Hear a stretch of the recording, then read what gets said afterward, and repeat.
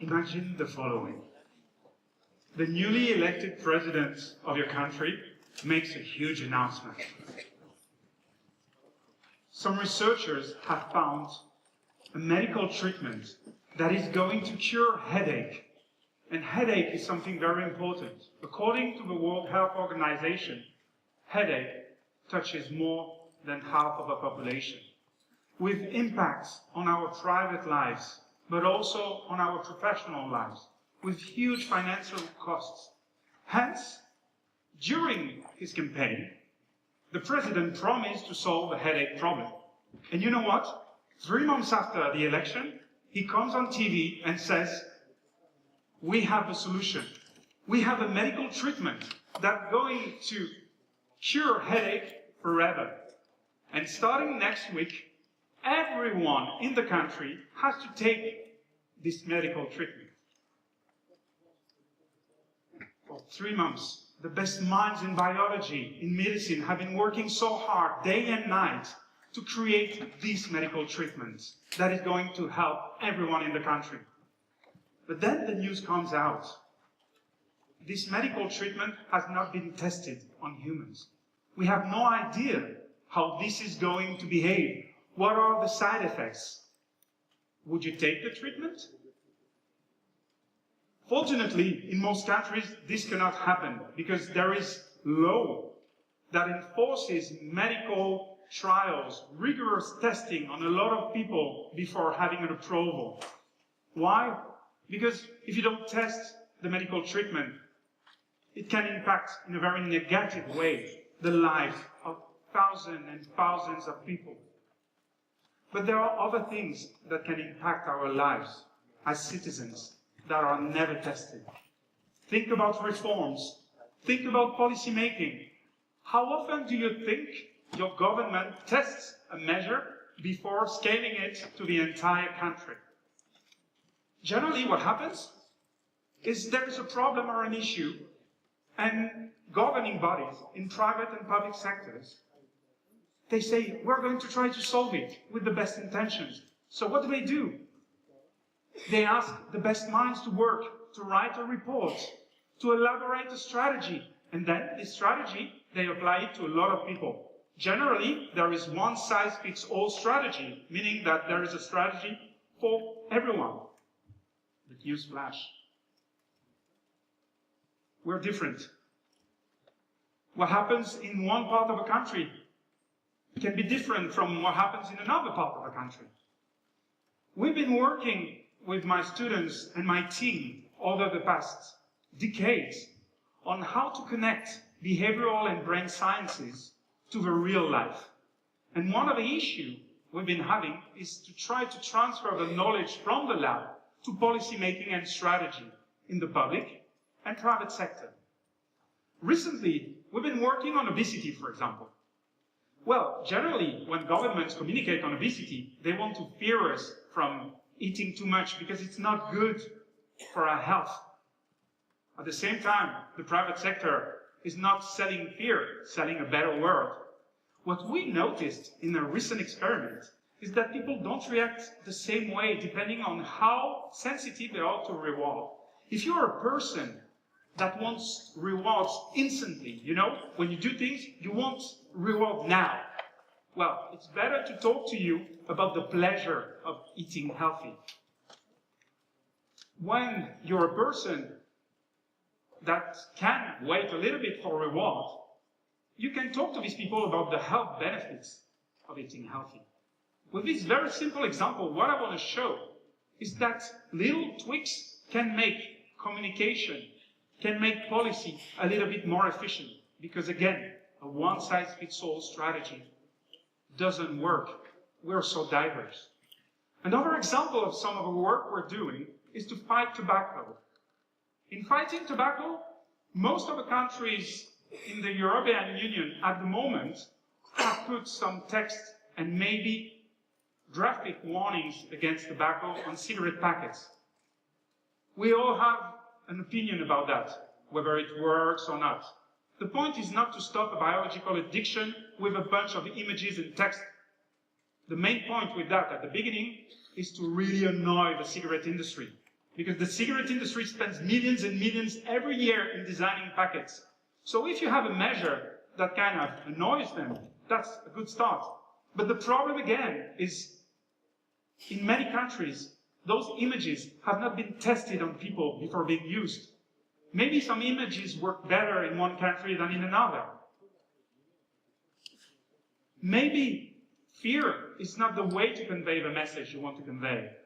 Recent brain imaging experiments reveal that in order for people to memorize things, it's better to tell them in a more educated way than to fear them. When people see these images that are kind of fearful, the parts of the brain that are active when you have visual attention, they work higher. Yet, it does not mean that after a little while, people are not focusing on something else. My point here is that we need evidence to design the strategies. And in order to fight tobacco, you need these text messages. You need those graphic warnings, but also plain packaging, removing any kind of graphic on it. You need to hide them from the counters, the cigarette packets, and also to increase the prices. It's a combination of these measures, when properly tested, that can lead to some efficient results. So, how come the private sector is using a lot of people like me in order to understand how people behave? And the public sector is not yet, or not a lot. Especially now that us, scientists, are not stuck in our labs. We've got fantastic technology that allows us to go on the field, in the classrooms, in the supermarkets, everywhere. We can record brain activity. We can look where people look. We know whether people pay attention or not. We are no longer relying on this one methodology that is as biased as it is expensive. Surveys, questionnaires, because this is the only research, or more or less the only research a lot of institutions are basing their strategy on these days. So thanks to behavioral and brain insights, there are insights on user experience. And you know what? When I'm saying that we're not being tested and the strategies are not being tested, it's not entirely true. We're tested all the time. For example, every time you connect to a website, you're tested. If I connect from my country, I might have the design A. If you connect from another city, you might have a design B. And after a certain time, what do the owners of a website do? Depending on which design led to the most sales, they're going to make informed decisions based on testing. And this is very important. But of course, you might tell, okay, you're an academic, this is theory, in real life, this is super hard to do. Yes, it's not easy to do, but there are a lot of specialists that are doing it in the private sector. How could we do it in the public sector or other sectors, like NGOs? Let me share with you an example. After the presidential elections in 2012 in France, the Ministry for Education decided they wanted to change the number of days kids go to school. Kids go to school 4 days in France a week, and they wanted them to go 5 days a week. This started like a huge debate, the pros and the against. Those in favor were supporting it because the decision to switch from 4 to 5 days was supported by the work of experts. People that have worked a lot on chronobiology, on education, on a lot of other factors. Making reports, you're looking at data from the past in order to make this decision and to enforce this new policy. But those people against it were just waving and saying, no, this is not possible, poor kids, etc. But you know what? No one knew. No one knew, because this policy had not been tested before. The proper way to know, or at least to make an informed decision, would have been to run randomized controlled trials. What are RCTs, randomized controlled trials? Basically what you do is you take a group of schools, you take like 100 schools, and you do nothing. This is your control group. Nothing happens. Look at it. Then you take another 100 schools, and you tweak a little bit, like you go 4.5 days of a week to school. Then you take another group of schools, and kids go 5 days. And before you start this experiment, you measure how tired they are, their performances at school, their attention level, the impact on the local economy, for example, which they didn't. And then, during the year, you test it, and after the year, you test, and you compare the groups. And after that, you take the tweak, the intervention that leads to something that is the best for the kids. And you make it in an informed way. This is the proper way to do it. Otherwise, it's just intuition. And intuition can be good at the start, at first. But what is better than intuition is intuition plus evidence-informed strategies. Yet, we switch from user experience to citizen experience. As citizens, we have a right to have our policy to be the best it can be. It's not only as consumers that we need to be tested, but also as citizens, because it costs a lot of money, and it can change our daily lives. How many reforms are changing your daily life? Don't you think it's important for these reforms to be tested before being implemented? When it's possible, of course. But again, this might sound like very theoretical, but the private sector is doing pretty efficiently on that front, especially the clean tech industry. I was recently in California speaking to some of the top minds in this business, in the clean tech industry. And their particularity is these people not only use behavioral insights in order to understand how we behave, they also work with designers. Behavioral insights and designers. And let me share with you what a company called Power is doing. They are sending utility bills that are not only telling you, you have to pay this amount, which is never something we enjoy, but they are also sending you information regarding your own consumption compared to what would be the ideal consumption and what your neighbors are doing.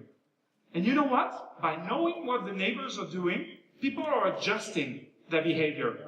And they work with designers. The designers help them to put the smileys and to show it in a very nice way. It's not your typical boring black and white utility bill. This is one you enjoy looking at, and it provides you information that can make you save a lot of money. Just by tweaking things, by designing a strategy. Well, not all the governments are informed of that. But there are few governments in the world that are using behavioral insights in order to improve policy. In 2009, I was hired by the Center for Strategic Analysis of the Prime Minister of France in order to lead a program called Neuroscience and Public Policy. This was a world first. The idea was to use behavioral and brain insights in order to inform strategy. So what we did, in a typical French way, was to write huge reports, and then to bring these reports to ministries, in order to convince them to say, please, let us run experiments to show you that this works. Meanwhile, on the other side of the channel, Prime Minister David Cameron set up the Behavioral Insights team, a group of experts in behavioral sciences and economics that, before writing the reports, run experiments on small samples compared to the population, show that some things were efficient and some things were not efficient. And then, based on the results and the estimate of how much they can save in terms of public money, they went and plugged it to the ministries. The most compelling result they have to date is an experiment they ran on more than 140,000 households on tax collection. The idea was, when you don't pay your tax on time, you receive a letter. This letter is telling you, if you don't pay on time, you're going to have to pay 10% more. Well, the letter they used were first a control group letter, meaning the usual letters, and then they informed people about what the others are doing. This amount, and 9 out of 10 people in the country are paying their taxes on time. 9 out of 10 people in your neighborhood are paying their taxes on time. And just by providing this information about human proximity, they managed to increase significantly the number of people who paid on time. And they saved a lot of money. We're talking millions and millions of pounds. So one of the questions that we can ask is, how come the public and the private sector ignores most of the time behavioral insights, this kind of testing methodology, where sometimes you can't because you're in a rush and you have to make quick decisions. Okay.